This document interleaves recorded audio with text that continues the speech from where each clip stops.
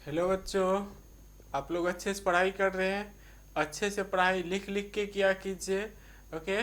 थोड़ा बहुत यदि कहीं किसी बच्चे को डाउट रहता है तो बाद में भी हम क्लास खुलने के बाद उसको समझा देंगे। यदि कॉपी पर लिखा हुआ रहेगा तो मुझे 2 मिनट टाइम लगेगा समझाने में।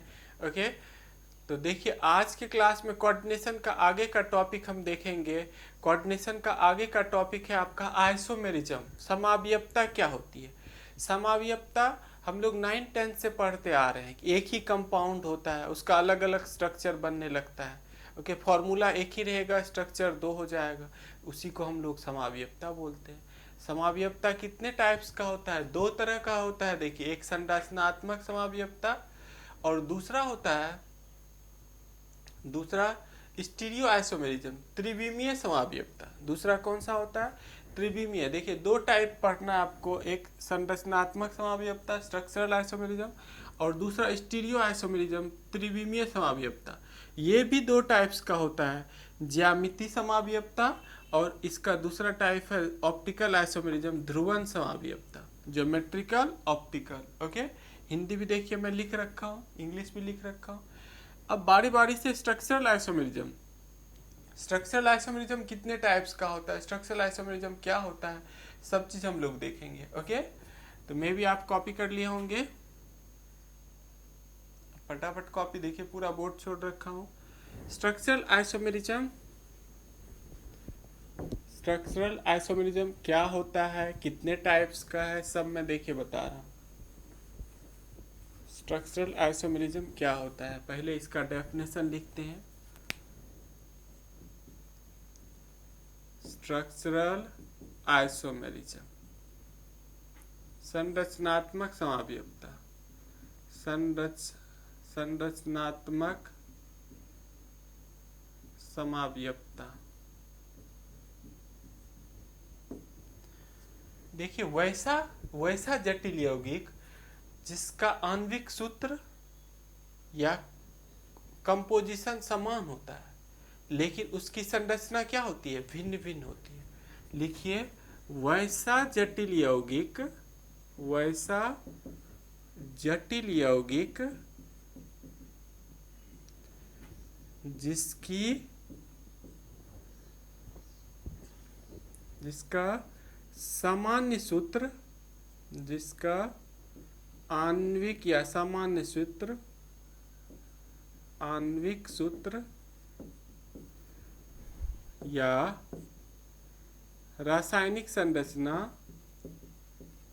रासायनिक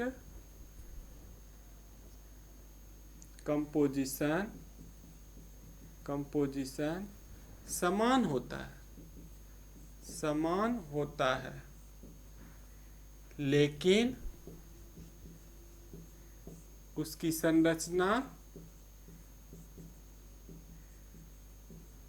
संरचना भिन्न भिन्न होती है, भिन्न भिन्न होती है। उसे संरचनात्मक समावयवता कहते हैं। उसे संरचनात्मक समावयवता कहते हैं। मतलब क्या हो गया, वैसा जटिल यौगिक जिसका आणविक सूत्र या रासायनिक कंपोजिशन सेम होगा, सूत्र समान होगा लेकिन उसकी संरचना क्या होगी, उसकी संरचना भिन्न भिन्न होगी, अलग अलग स्ट्रक्चर बनाएगा। तो उसको हम लोग क्या कहेंगे, उसको हम लोग कहेंगे संरचनात्मक समावयवता। उसको क्या कहेंगे, संरचनात्मक समावयवता। संरचनात्मक समावयवता के प्रकार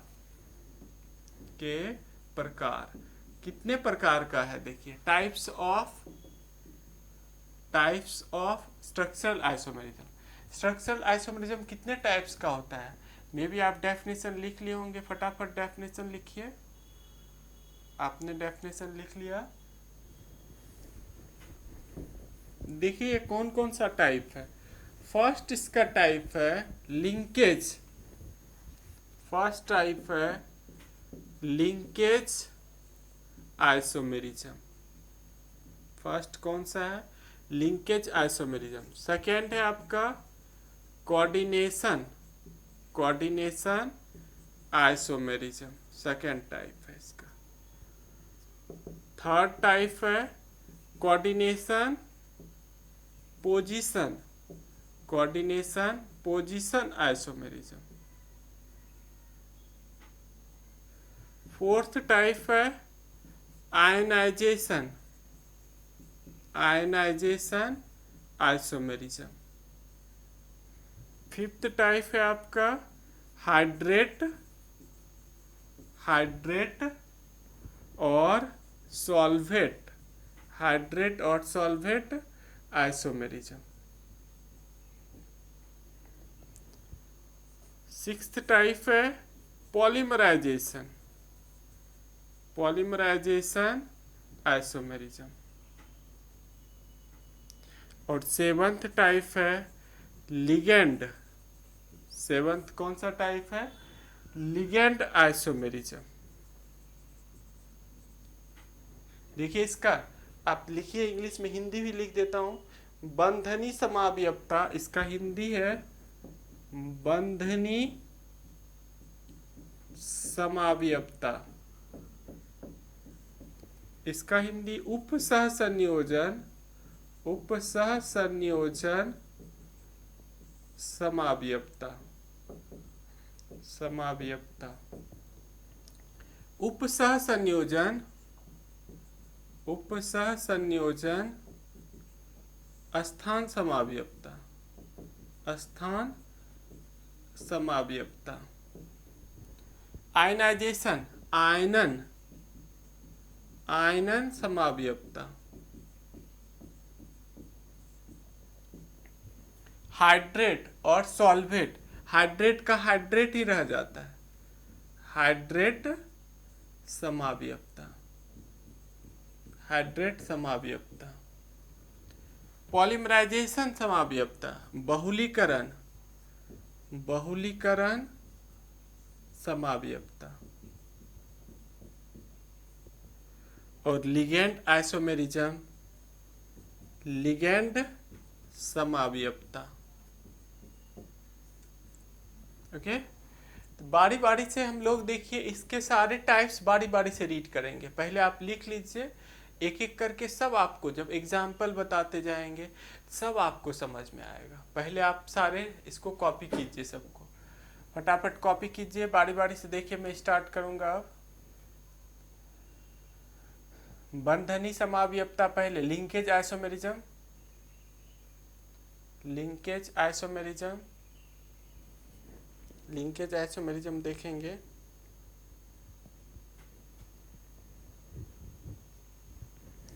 देखिए फर्स्ट टाइप में डिस्कस करने जा रहा हूं आपका। फर्स्ट टाइप जो है लिंकेज, फर्स्ट टाइप है लिंकेज आइसोमेरिज्म, बंधनी समावयवता, बंधनी समावयवता। ये क्या होता है, किस कॉम्प्लेक्स में ये आइसोमेरिज्म एग्जिस्ट करेगा? पहला टाइप मैं बताने जा रहा हूं आपको, ये होता क्या है। एम्बिडेंटेड लिगेंड यदि आपको याद है तब आप इसको समझ पाइएगा। एम्बिडेंटेड लिगेंड वैसा जटिल यौगिक जिसमें एम्बिडेंटेड लिगेंड पाया जाता है, बंधनी समावयवता प्रदर्शित करता है। जिसमें कौन सा लिगेंड पाया जाएगा? Ambidentate ligand.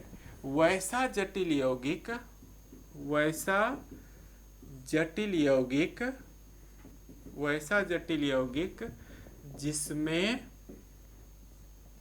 जिसमें एम्बिडेंटेड, एम्बिडेंटेड लिगेंड, वैसा जटिल यौगिक जिसमें एम्बिडेंटेड लिगेंड में भी, इसका हिंदी होता है उभयदंती। देख लीजिएगा, आप पढ़ा रखा हूं मैं, उभयदंती लिगेंड। वैसा जटिल यौगिक जिसमें एम्बिडेंटेड लिगेंड पाया जाता है, पाया जाता है।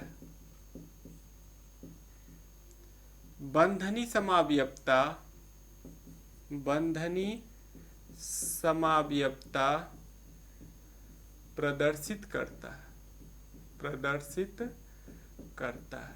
याद रखना है आपको, लिंकेज आइसोमेरिज्म किस कॉम्प्लेक्स में होगा, जिसमें एम्बिडेंटेड लिगेंड पाया जाएगा। जिसमें कौन सा लिगेंड पाया जाएगा, एम्बिडेंटेड। वैसा बता रखा हूं आपको, वैसा लिगेंड जिसमें एक से ज्यादा भिन्न भिन्न डोनर एटम होता है। जैसे देखिए CN साइनाइड में कार्बन कभी मेटल को डोनेट कर देता है और कभी नाइट्रोजन मेटल को डोनेट कर देगा, इसका नाम साइनाइड है, इसका आइसोसाइनाइड। ओके, NO2 में कभी नाइट्रोजन मेटल को डोनेट कर देगा, कभी ऑक्सीजन देखिए मेटल को डोनेट कर देता है, ONO। तो ये सब एम्बिडेंटेड लिगेंड है, आपको बता रखा हूँ। SCN माइनस सल्फर मेटल को डोनेट कर देता है, NCS माइनस मेटल को डोनेट, ये थायोसाइनेट, आइसोथायोसाइनेट। तो ये सारे लिगेंड किस टाइप का लिगेंड है, ये सारे लिगेंड एम्बिडेंटेड लिगेंड है। कैसा लिगेंड है, एम्बिडेंटेड लिगेंड है। ओके, देखिए यही सब लिगेंड, यदि ये सब लिगेंड रहेगा कॉम्प्लेक्स में, तभी वो कौन सा लिंकेज आइसोमेरिज्म शो करेगा। जैसे देखिए इसका एग्जांपल मैं बताने जा रहा हूँ, इस कॉम्प्लेक्स का एग्जांपल CONH3 5 NO2 2+, ये फर्स्ट आइसोमर हो गया इसका। इसका नेमिंग देखिए मैं करने जा रहा हूँ, ये पेंटा अमाइन नाइट्रिटो और यहाँ डोनर NO2 में डोनर एटम कौन है, N है। NO2 में डोनर एटम कौन है, N है, इसीलिए N लिखना है। नाइट्रिटो N, cobalt 3 ion, cobalt 3 ion, यही नेमिंग हो गया। अब इसका दूसरा आइसोमर, एक आइसोमर में डोनर एटम कौन था, N था। अब दूसरे आइसोमर में डोनर एटम कौन होगा, ऑक्सीजन। देखिए इसका दूसरा, ये फर्स्ट आइसोमर था, सेकेंड आइसोमर CONH3 5 ONO 2+, इसका नेमिंग होगा, ये सेकेंड आइसोमर है, पेंटा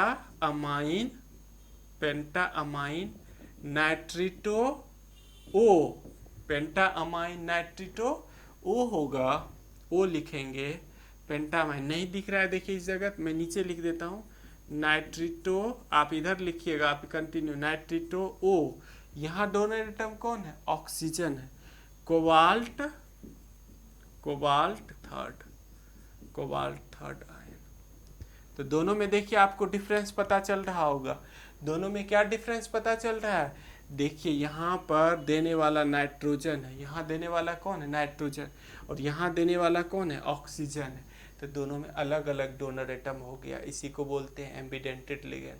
तो वैसा जटिल यौगिक जिसमें एम्बिडेंटेड लिगेंड रहेगा, वही लिंकेज आइसोमेरिज्म प्रदर्शित करेगा। ओके, समझ गया, मैं भी कॉपी कर लिया होंगे। फटाफट आप कॉपी कीजिए, देखिए तब मैं आगे आपको करा पाऊंगा। आप कॉपी कर लीजिए।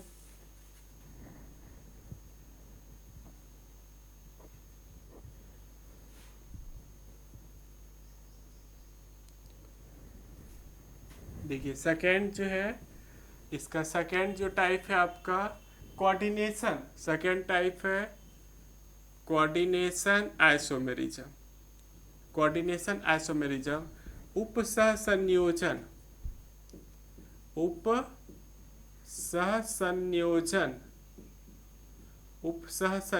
समावयवता,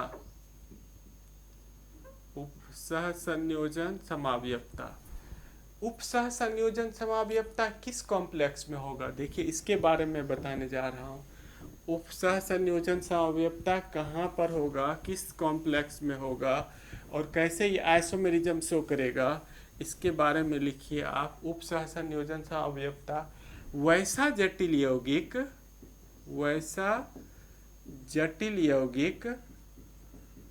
जिसमें धनात्मक और ऋणात्मक दोनों भाग जटिल होता है, वैसा उपसहसंयोजक यौगिक भी लिख सकते हैं आप। वैसा उपसहसंयोजन यौगिक जिसमें धनात्मक और ऋणात्मक ऋणात्मक दोनों भाग जटिल रहता है उपसह संयोजन समावयवता प्रदर्शित करता है। दोनों भाग कटायनिक और अनायनिक, धनायनिक और ऋणायनिक दोनों भाग यदि कॉम्प्लेक्स रहेगा तभी ये आइसोमेरिज्म शो करेगा। धनात्मक और ऋणात्मक दोनों भाग क्या होना चाहिए? दोनों भाग जटिल होना चाहिए। इस प्रकार की समावयवता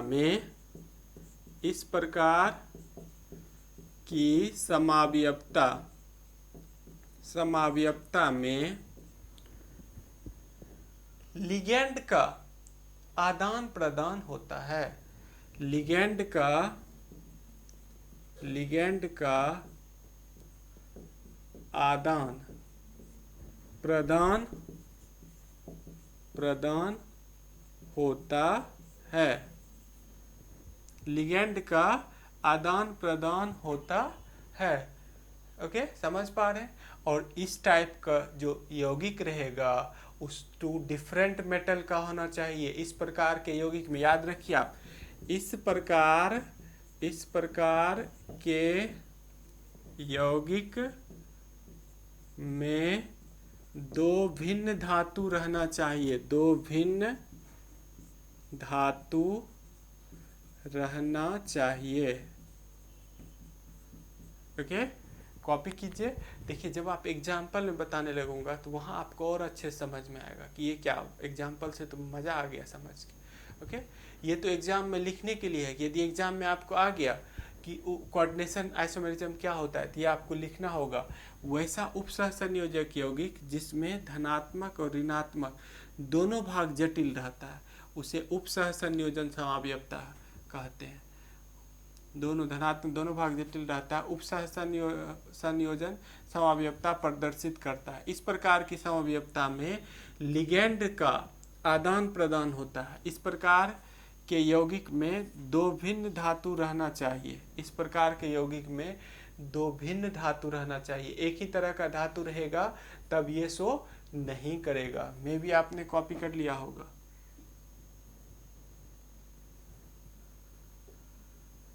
देखिए, मैं मिटाने जा रहा हूँ। एग्जाम्पल से आपको अच्छे समझ में आएगा। मैं इसको मिटाने जा रहा हूँ। इसका एग्जाम्पल देखिए, एग्जाम्पल से बहुत अच्छे से आपको समझ में आ जाएगा। एक ऐसा कॉम्प्लेक्स कंपाउंड में लिख रहा हूँ। देखिए इसका एग्जाम्पल CONH3 6 CrCN6। देख रहे हैं, ये पूरा एक ही कॉम्प्लेक्स कंपाउंड है। ये धनात्मक भाग है, ये धनात्मक भाग है। ये भी क्या है आपका? जटिल है। स्क्वायर ब्रैकेट के अंदर जो रहता है उसको जटिल, स्क्वायर ब्रैकेट के अंदर जो रहेगा इसको जटिल भाग बोलते हैं। जटिल भाग, तो ये भी जटिल है। ये भी देखिए ऋणात्मक भाग है, ऋणात्मक भाग, ये भी जटिल है। दोनों भाग क्या है? दोनों ही भाग जटिल है। अब क्या होगा? लिगेंड एक्सचेंज करेगा। इसका लिगेंड इसमें आ जाएगा, इसका लिगेंड इसमें चला जाएगा। देखिए EACN इसमें ला दीजिए और ये अलग।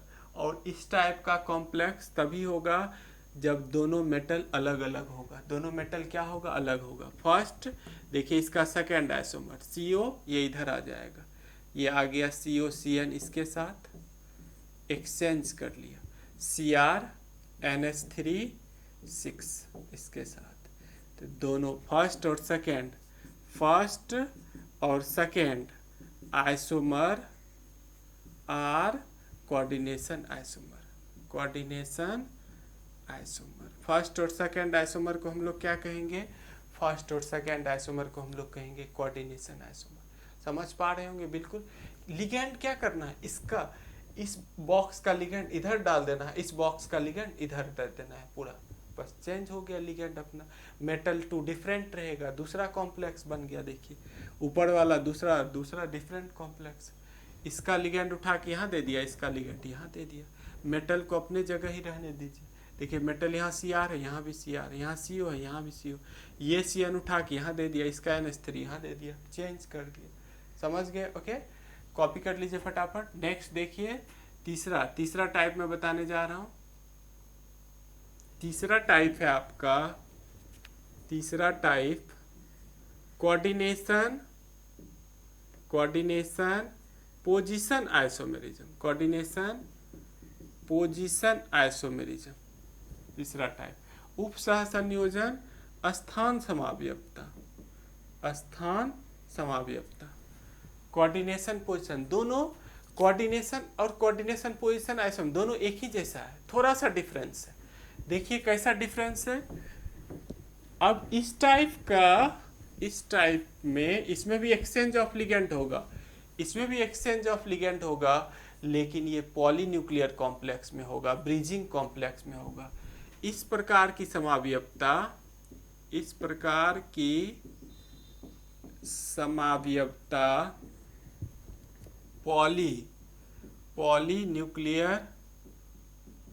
न्यूक्लियर जटिल या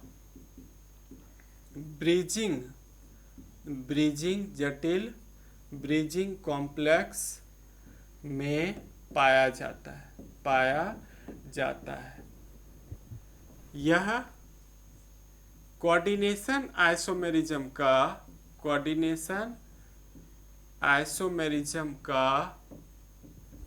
विशेष प्रकार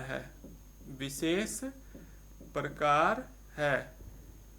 इसमें भी लिगेंड का आदान प्रदान होता है। इसमें भी लिगेंड का एक्सचेंज,